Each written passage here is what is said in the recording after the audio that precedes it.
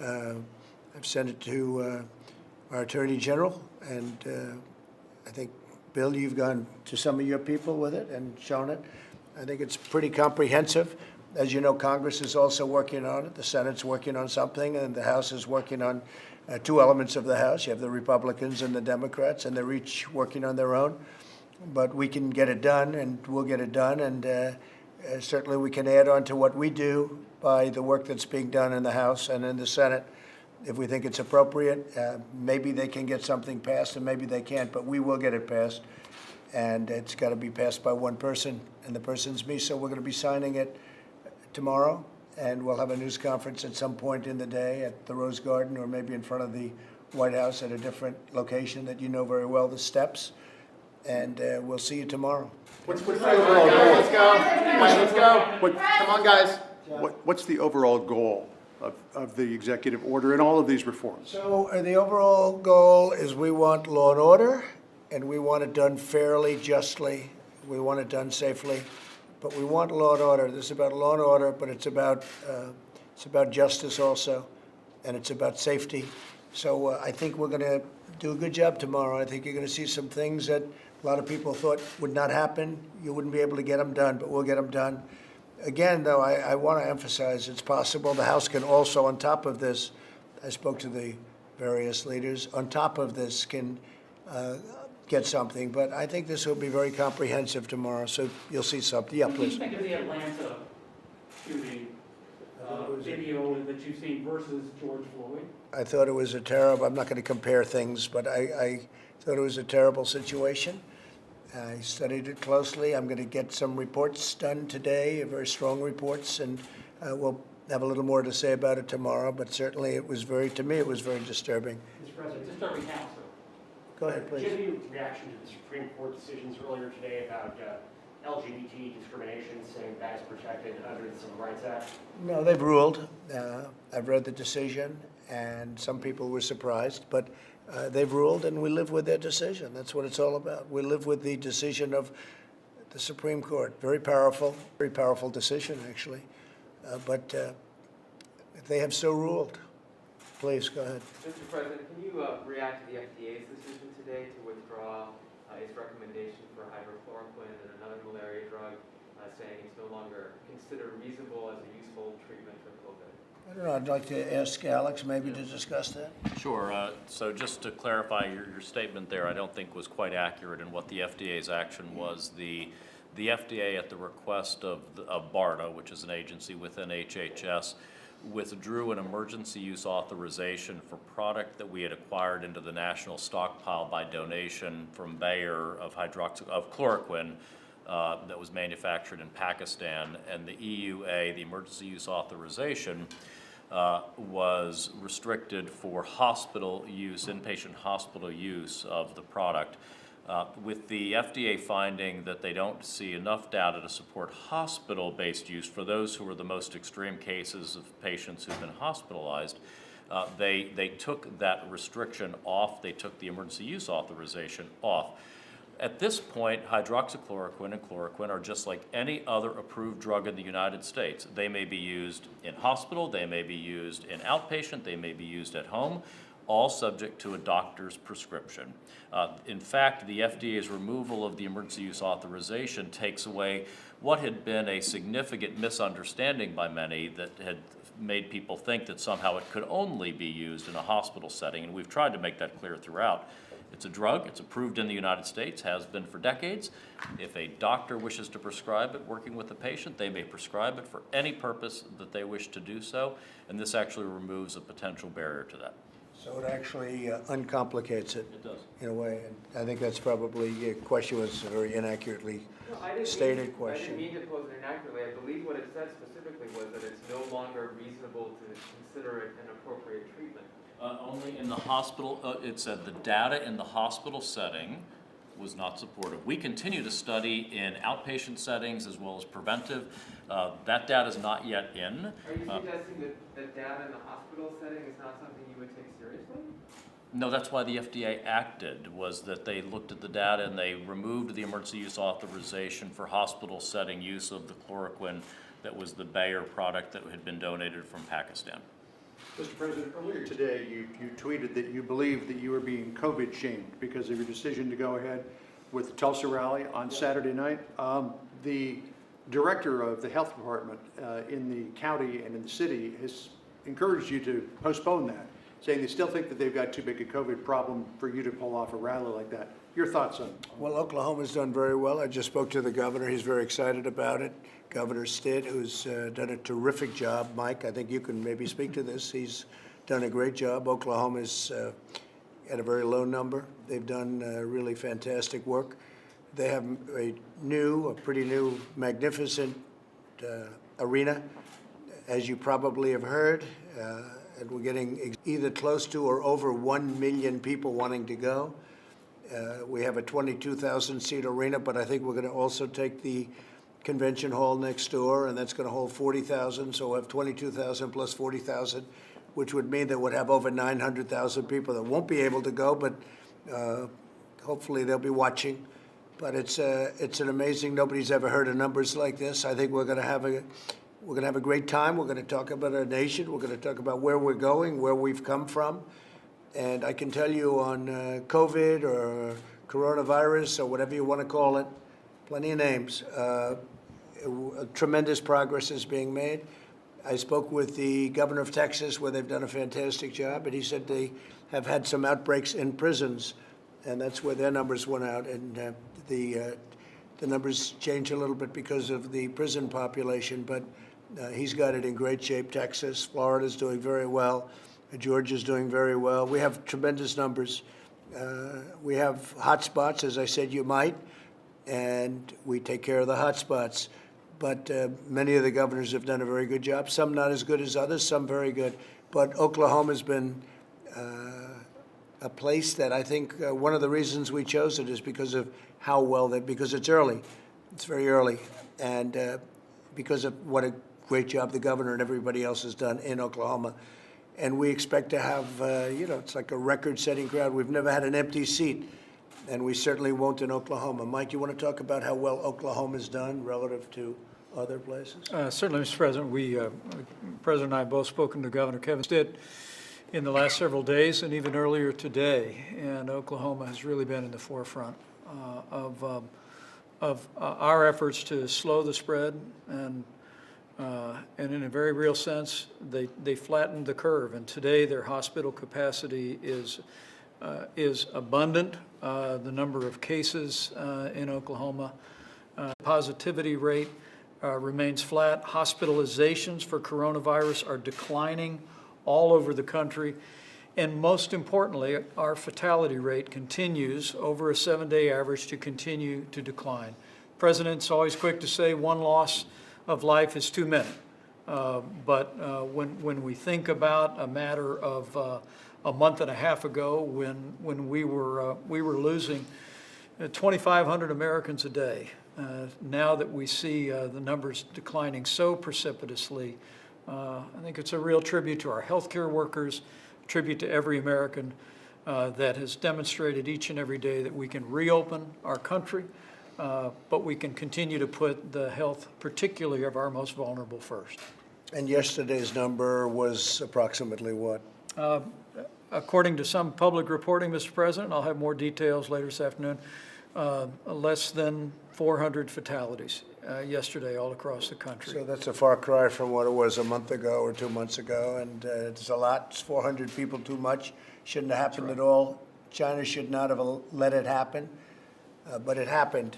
All over the world it's happened, which is a very sad thing, but our number is really the low water mark, and it's getting better, and it'll end up being gone. We're making very good headway with respect to vaccines, Alex, so we're making very good headway therapeutically and a cure-wise. Really, tremendous headway. I've seen the results. I've met with some of the people that do the work, smart people, great people, people that have succeeded before. I think vaccines are coming along far in advance of what they thought they would be. And I think we'll have some very good news for you on vaccines and therapeutics and cures, frankly, because I guess, if you look at therapeutics, if it acts fast enough, I guess you call it a cure, wouldn't you say? So I think we're going to have some very good news on that. But we're at a low mark. And some of them, like in Texas, where you had a prison population that went heavy, and now it's controlled.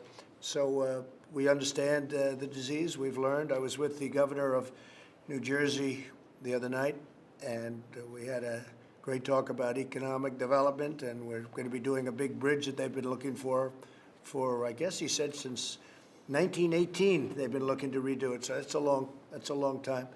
But and we've agreed to do that. It's about $900 million. But he had mentioned 2,500 deaths or 12,500 deaths. 12,500 deaths, and out of that, there was one death under 18. I said, say it again. So it was over 12,000, I guess the exact number was 12,500. And they did the study from that point, and out of that, one death was under the age of 18, which is pretty amazing. I knew it was, which tells me the schools hopefully are going to be back in the fall. They're going to be back in full blast. But the young people have very strong immune systems. I imagine that's the reason. But they've come out of this at a level that's really inconceivable. By the way, the regular flu, other flus, other things, SARS or H1N1, any of them, if you look at the young people, they were affected like everybody else. But for whatever reason, with respect to COVID, the numbers are very, very low. So, yeah, please. Mr. President, are you still sending hydroxychloroquine to Brazil and other countries? Yeah, he's asked for it, and we're sending it. Well, I can't complain about it. I took it for 2 weeks, and here we are. And we've had some great studies. I didn't know about the report that Jeff asked about, or the statement, but we've had some great reports coming out of France, coming out of Spain, coming out of other places. The only place we don't get necessarily reports are coming out of Alex's agency or wherever they come from. I don't understand that, Alex. What is it exactly? Because I have had so many people that were so thrilled with the results from hydroxy. So what is that exactly? Well, at your direction, we continue to study, especially in earlier phase. So a lot of the data that has come out that was more negative was people who were quite ill in the hospital. People that were like seriously ill, yeah. like they weren't going to make it. Let's give them a little hydroxy, and then they don't make it, and they say, oh, wow, maybe the president was wrong. All I know is that we've had some tremendous reports. I've had a lot of people tell me that they think it saved their lives. You know, the one woman who's a fantastic woman, the representative from Detroit, she was fantastic. But there are many people like that say the same thing. So I don't know, but I took it and I felt good about taking it. I don't know if it had an impact, but it certainly didn't hurt me. I feel good. And Mr. President. Mr. President, Yeah. the House Republicans today, they are asking you to reverse your decision on terminating the relationship with the WHO. Would you consider that? I don't know. I have to see what they're asking. I have no idea what they're asking. It was after an investigation. I have no idea what they're asking. But I'll take a look. The World Health Organization has been very disappointing. To the world, they've been disappointing. And we, as you know, paid $450 million and close to $500 million on some years. But for years and years, we paid far more than anybody else. And they've been a puppet of China. And so, no, I'm not reconsidering unless they get their act together. And I'm not sure they can at this point, but maybe certainly over the years they might. But they have been a disaster. They were wrong on every call, including when I said we're going to close up the United States to people coming in from China, where China was heavily infected at that time and possibly still is. And I closed it, and that was a wise decision. There were a lot of people, even on the other side, the enemy, we'll call them the enemy, they said that was an incredible decision. I don't know how Trump made that decision, but he made that decision, and we saved thousands of lives, hundreds of thousands of lives. Yeah, go ahead. Mr. President, just on a separate issue. I apologize. Mr. President, can you say why you're suing John Bolton to prevent publishing his book? Well, I don't know. I'd have to ask the Attorney General, but I will say if he's doing a book, I think it's totally inappropriate that he does a book. I think a guy, I gave him a break. He couldn't get Senate confirmed. He was never Senate confirmed the first time. I don't think he's supposed to even be calling himself an ambassador because he couldn't get Senate confirmed. He got in through a little trick, and he was there for a fairly short period of time. I put him here because he couldn't get Senate confirmed. This was a non-Senate confirmed position, as you know. He stayed for a short while, and I felt that it was not appropriate that he stay any longer. I wasn't impressed. And somebody said he went out and wrote a book. If he wrote a book, I can't imagine that he can, because that's highly classified information. Even conversations with me, they're highly classified. I told that to the Attorney General before. I will consider every conversation with me as president highly classified. So that would mean that if he wrote a book, and if the book gets out, he's broken the law. And I would think that he would have criminal problems. I hope so. Otherwise, I mean, they put a sailor in jail because he sent a photograph of his bed and an engine of an old submarine. And if this guy's writing things about conversations or about anything, and maybe he's not telling the truth. He's been known not to tell the truth a lot. So we'll have to see what the book is all about. But, you know, a lot of people are upset with him for writing a book. A lot of people are very angry with him for writing a book. But it's up to the Attorney General. Bill, do you have anything to say about it? Well, people who come to work in the government and have access to sensitive information generally sign an agreement that says that when they leave government, if they write something that draws on or might reflect some of the information they've had access to, they have to go through a clearance process before they can publish the book. And we don't believe that Bolton went through that process, hasn't completed the process, and therefore is in violation of that agreement. So what is the DOJ doing? And that's criminal liability, by the way, you're talking about. You're not talking about like he's got to return $3 that he made on a book. That's called criminal liability. That's a big thing. You know, Hillary Clinton, she deleted 33,000 emails. And if we ever found out what those emails say, she would have had a liability. That's what you have. You have liability. Could the Attorney General tell us what the DOJ is doing in terms of the Bolton book? Well, there are a number of things, but the thing that is front and center right now is trying to get him to complete the process, go through the process, and make the necessary deletions of classified information. But the book has been published. No, it hasn't. Yes, it's been published, it's just not released yet. Well, it's being printed. It's being Hasn't been printed. released. According to sources, it's being printed. It hasn't been released. So are you going to court to try to stop? Well, as I said, what we were doing was try to get him to complete the clearance process that's required. His lawyer says that he thought that they had completed the process. Were there changes after that first iteration? Well, he hasn't completed the process. He never completed the process. He knew that. This is And, unprecedented, really, because I don't know of any book that's been published so quickly while, the office holders are still in government, and it's about very current events and current leaders and current discussions and current policy issues, many of which are inherently classified. Have you read the book, sir? I have not read it, no. I haven't seen it. Mr. I haven't President, seen it. But he knows, and he was advised not to write it, and he was advised very strongly not to write it until it's cleared. And he couldn't wait, and we'll see what happens. But I think he's got, personally, I would imagine he has, when you do classified, that to me is a very strong criminal problem. And he knows he's got classified information. Any conversation with me is classified. Then it becomes even worse if he lies about the conversation, which I understand he might have in some cases. So we'll see what happens. They're in court, or they'll soon be in court, but he understands he did not complete a process or anywhere near complete a process. On a separate foreign policy issue, sir, you faced a little bit of criticism from congressional Republicans, including Representative Cheney, about your decision to withdraw troops from Germany. Are you reconsidering that at all?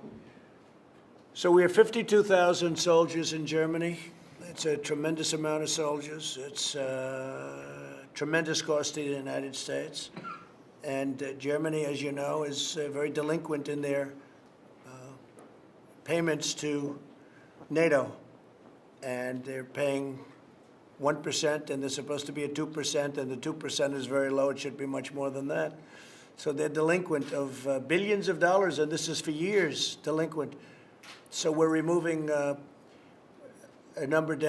putting the number down to 25,000 soldiers. We'll see what happens. But Germany has not been making payment. In addition to that, I was the one that brought it up. Everybody talks about Trump with Russia. Well, I brought this up a long time ago. Why is Germany paying Russia billions of dollars for energy, and then we're supposed to protect Germany from Russia? How does that work? It doesn't work. So Germany's delinquent. They've been delinquent for years, and they owe NATO billions of dollars, and they have to pay it. So we're protecting Germany, and they're delinquent. That doesn't make sense. So I said we're going to bring down the soldier count to 25,000 soldiers. It varies. It's around 52,000 now, but it varies, but it's a lot. And as you know, those are well-paid soldiers. They live in Germany. They spend vast amounts of money in Germany. Everywhere around those bases is very prosperous for Germany. So Germany takes, and then on top of it, they treat us very badly on trade. We have trade with the EU, and Germany being the biggest member, very, very badly on trade, and we're negotiating with them on that. But right now, I'm not satisfied with the deal they want to make. They've cost the United States hundreds of billions of dollars over the years on trade. So we get hurt on trade, and we get hurt on NATO. Now, with NATO, I've raised other countries $140 billion. They're paying $140 billion more because I interceded. I said, look, we're protecting you. You have to pay your bills, because it was going like this until I got here. Now it's gone like a rocket ship. But one of the only countries that hasn't agreed to pay what they're supposed to pay is Germany. So I said, until they pay, we're removing our soldiers, a number of our soldiers, by about half.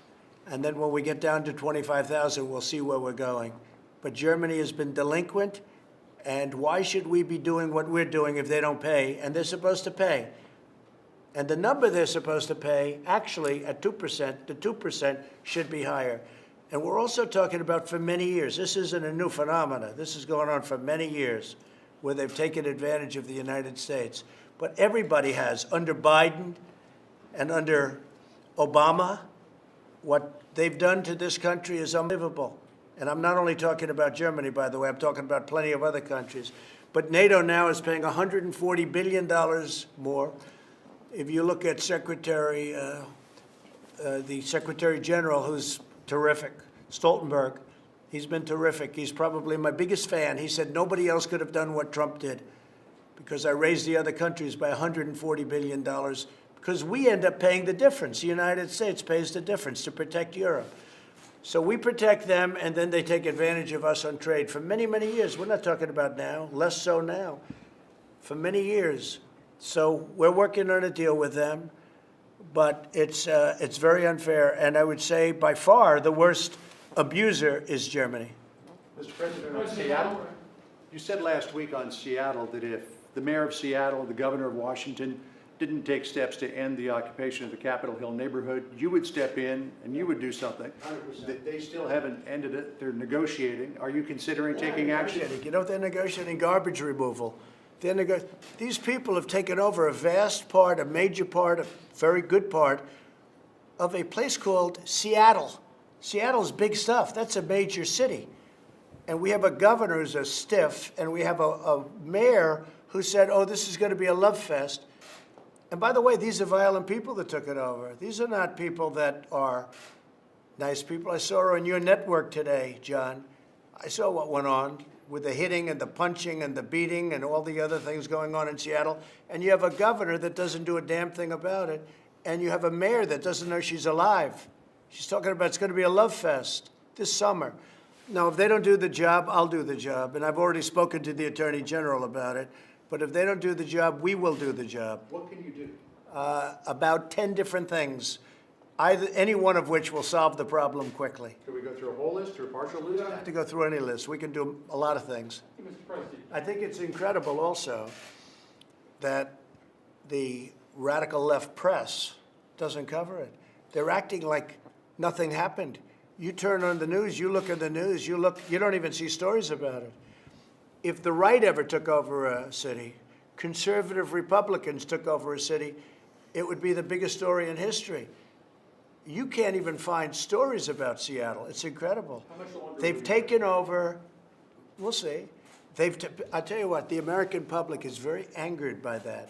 Seattle is a major, important city, and the Democrats, I guess you say radical left, but it's not even radical left, it's just Democrat. Where we have our problem are Democrat-run cities. If you look at Minneapolis, if you look at other cities that have had trouble, they're Democrat in virtually every case that I can think of. I can't think of one other case. These are Democrat-run cities. Minneapolis, where the police are told to run for your lives. Don't do anything. And if I didn't get involved and send in the National Guard, and it was at my insistence that they did that, and as soon as I did that, everything stopped in Minneapolis, 4 days, 5 days Is there later. a timeline that you're thinking here, No, Seattle? there's no timeline. We're watching it very closely. These are violent people that are dealing violently, and I think what I'd like to see before we do something, I'd like to see the press get in and cover it, because they're not. It's not that they're covering it badly; they're hardly covering it at all. Think of this: a group, Antifa and others, radical lefts, they went into a major U.S. city, Seattle, and they took over a big percentage of that city, and the press doesn't want to cover it. And we have a mayor who's scared stiff. She doesn't know what's happening. We have a governor that's one of the most overrated politicians in the country. He just ran for president. He got less than 1%. He actually probably, I would have said less than 0, but I'm not sure that's possible. He got nothing. He got no votes, nothing. The whole thing, the guy was out there fighting. At the end, he got 0, right? 0. So he failed. And now he goes back, and they take over a city, and he doesn't say anything about it. Worse, he said he didn't hear it. A day later, he said, I didn't hear anything about it. They took over a city, Seattle, and he said, I didn't hear anything about it. So look, the governor has to call out the troops, do what he has to do, has to call out the National Guard, has to do something. Because, you know, the problem with what happened in Seattle is it spreads. And all of a sudden they'll say, let's do some other city, and let's do another one. And we're not going to let it happen. So timing-wise, hey, we're all set to go. We're watching the process. But the most amazing thing about the process is how the fake news media doesn't want to cover it. To me, that's the most amazing thing. Thank you all very much. I appreciate it. Thank you. Saturday night, so- Thank you, Brett Bob, for going. Saturday night will be a big night. That's a big night. I hope you're all going to be there. It's going to be very big. Thank You you. suggest that Thank people attend you, that. Bob, for going. Let's go, come Thank on, you. let's go. Let's go, guys. Come on, let's go. Let's go. Thank you. Little quicker, let's go. I am. Goodbye, guys.